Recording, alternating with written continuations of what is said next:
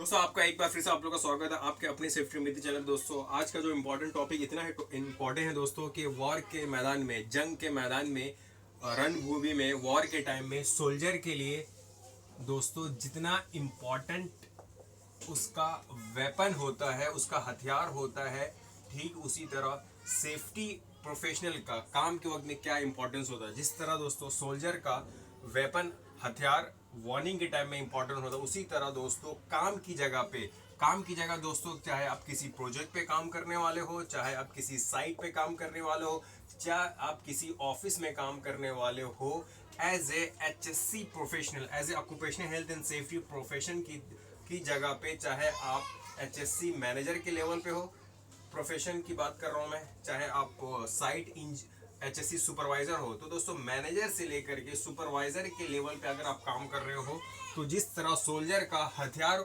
War के time में important है, उसी तरह काम की जगह पे HSC प्रोफेशन का जो हथियार होता है दोस्तों, आपको पता है तो कमेंट्स करके बताइएगा, और नहीं तो दोस्तों वीडियो में तो आपको बता ही रहा हूँ दोस्तों कि उसका जो हथियार होता है सेफ्टी वाले बंदे का, उसका हथियार दोस्तों उसका इंफॉर्मेशन होता है, उसका नॉलेज होता है दोस्तों। अब क्यों होता है वो भी मैं आपको शेयर करूंगा, आज साबित भी करूंगा, इसलिए वीडियो में बने रहिएगा। तो और वीडियो में बने रहेगा, अगर कुछ गलती हो तो कमेंट्स करके जरूर बताएगा, और वीडियो अच्छी लगी तो लाइक भी कमेंट जरूर करिएगा दोस्तों।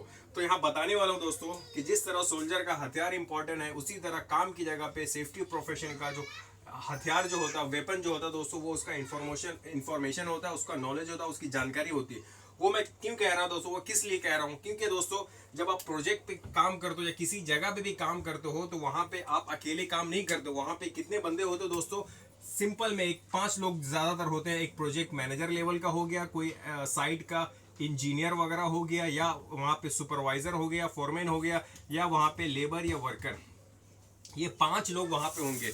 और 5 लोग जो होंगे दोस्तों, वो पांचों अलग कैटेगरी के हैं, अलग बैकग्राउंड से होंगे। प्रोजेक्ट मैनेजर मान लीजिए मैकेनिकल इंजीनियर प्लस कितने साल का एक्सपीरियंस, 15 साल का एक्सपीरियंस। साइड इंजीनियर मान लीजिए इलेक्ट्रिकल इंजीनियर, 10 साल का एक्सपीरियंस।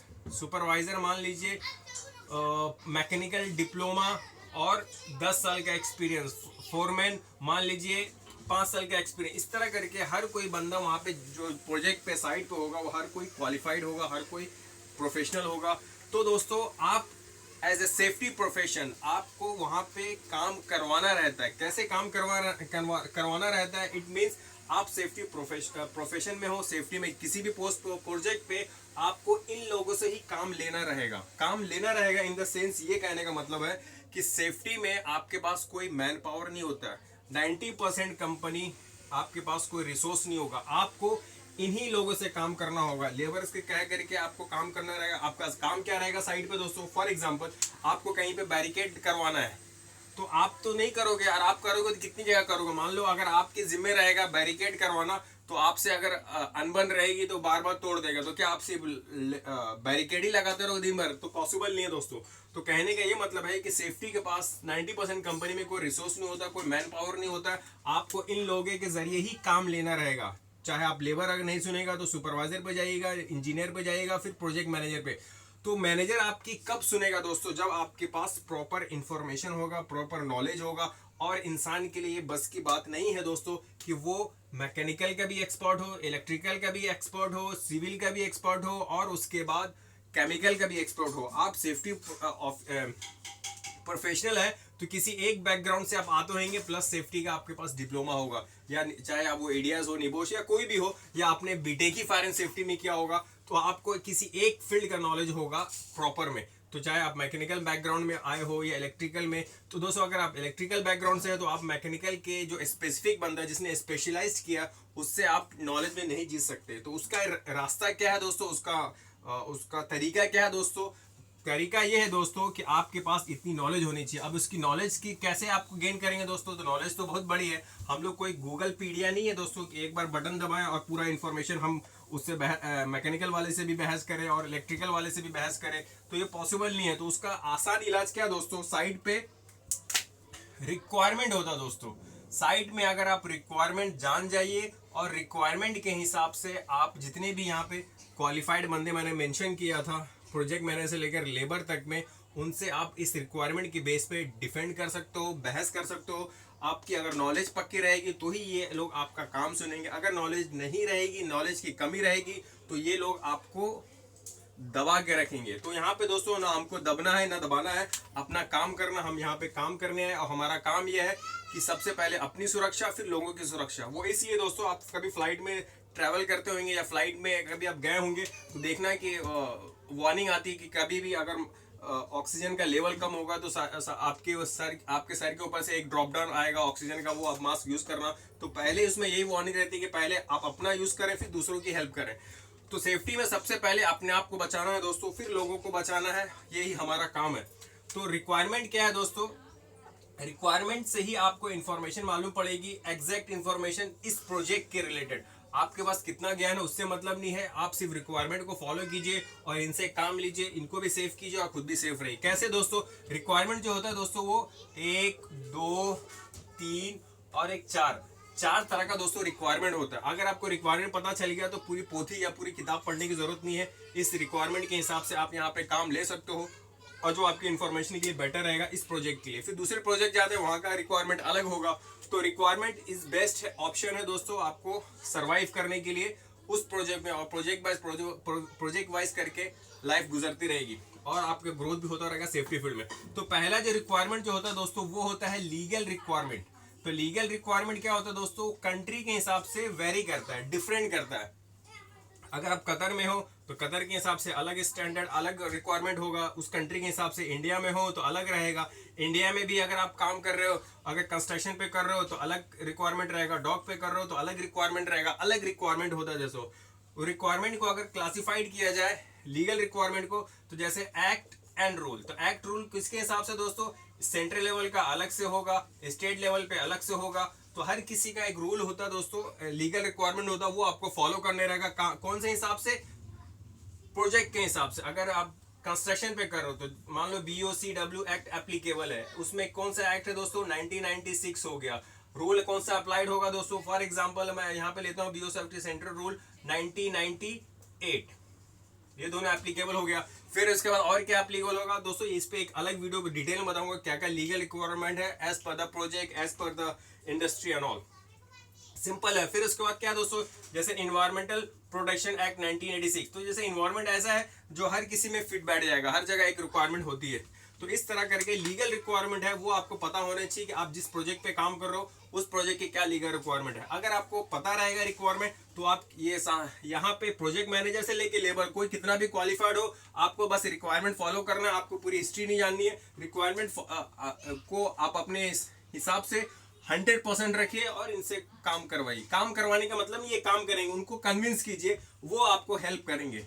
अगर आपके नॉलेज में कमी रहेगी तो वो आपको दबाएंगे, और दबाएंगे तो इट मींस सबका नुकसान है, लेबर का भी नुकसान है और जो वहाँ पे साइड है लोगों की सेफ्टी का भी नुकसान है। तो इसीलिए आपका नॉलेज, आपका इन्फॉर्मेशन मस्ट इंपॉर्टेंट करता है। तो ये हो गया दोस्तों पहला लीगल रिक्वायरमेंट। आप अपनी कंपनी में अगर नए हैं तो आप वहां पे पता कीजिएगा, लीगल रिक्वायरमेंट पूछने की जरूरत नहीं है। आप सेफ्टी प्रोफेशनल है तो आपको कैसे मालूम पड़ेगा दोस्तों? कंपनी के अंदर लीगल कंप्लायंस रजिस्टर हो गया, या लीगल रेगुलेटरी कंप्लायंस रजिस्टर हो गया, या लीगल रजिस्टर हो गया, या भी तरह तरह के नाम लिस्ट आउट करते हैं, यूज करते हैं इसको मेंटेन करने के लिए। तो आप अपनी कंपनी में देखिए क्या रजिस्टर यूज होता है इस रिक्वायरमेंट को फॉलो करने के लिए।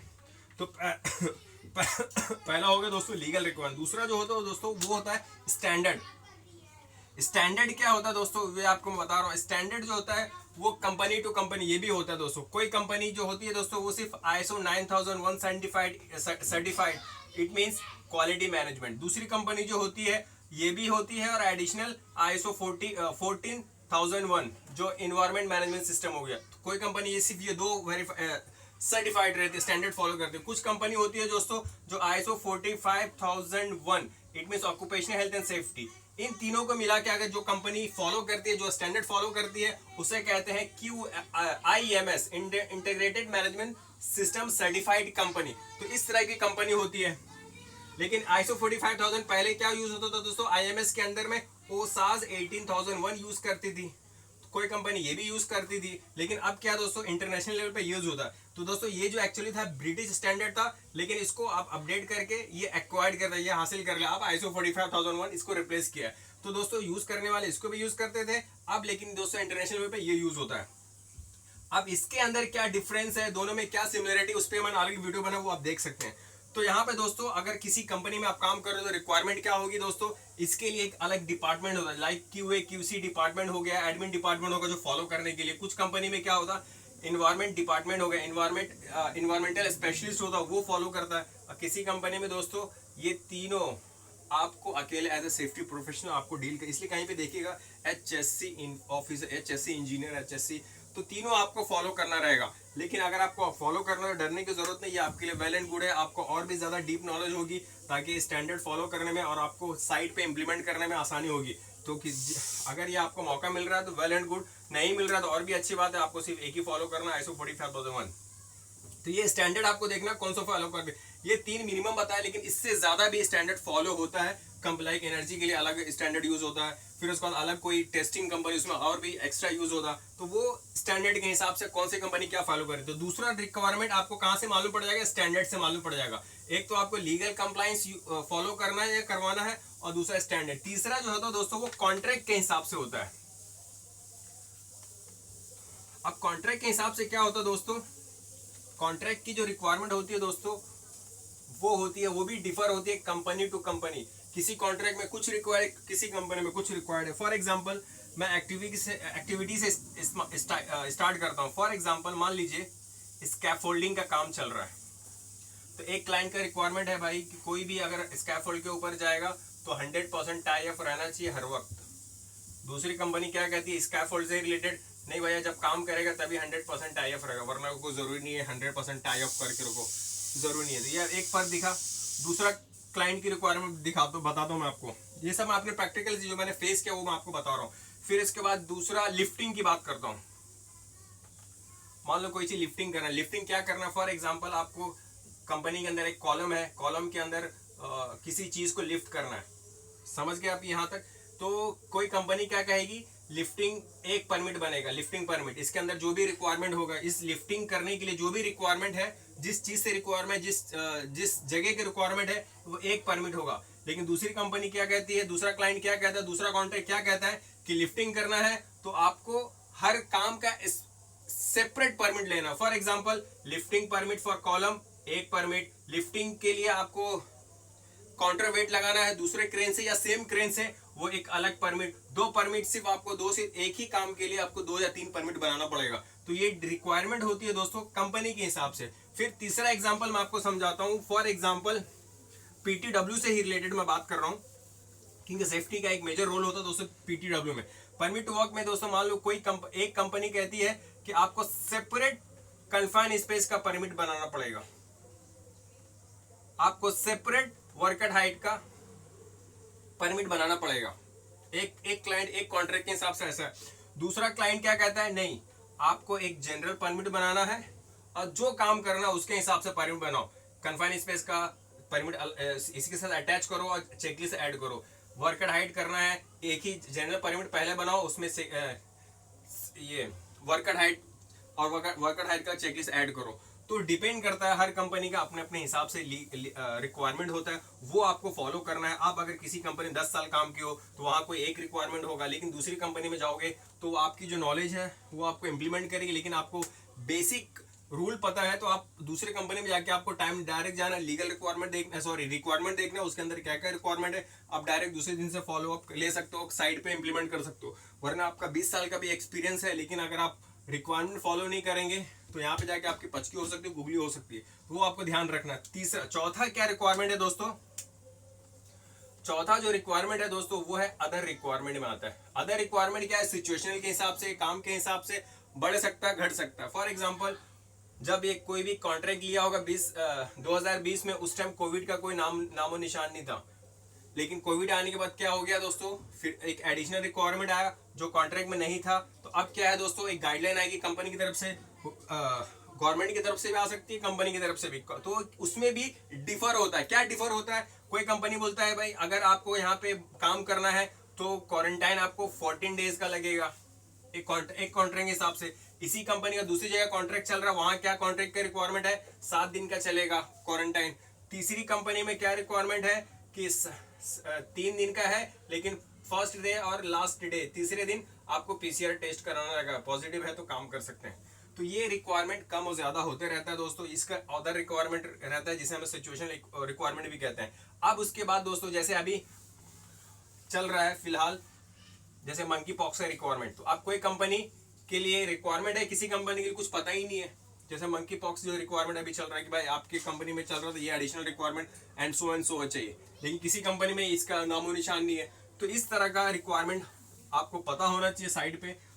और दोस्तों एक और बात क्लियर कर दूं, अगर आप सेफ्टी प्रोफेशन में हैं तो आपके पास जैसे मैंने बताया रिसोर्स नहीं होता है, तो आपको क्या है, आपके लिए बेस्ट जो आपका वेपन है, आपका इंफॉर्मेशन और आपका जो बेस्ट वेपन जो है दोस्तों वो नॉलेज और इंफॉर्मेशन, और साथ में आपका जो एविडेंस है दोस्तों वो आपके लिए बहुत ही इम्पोर्टेंस है।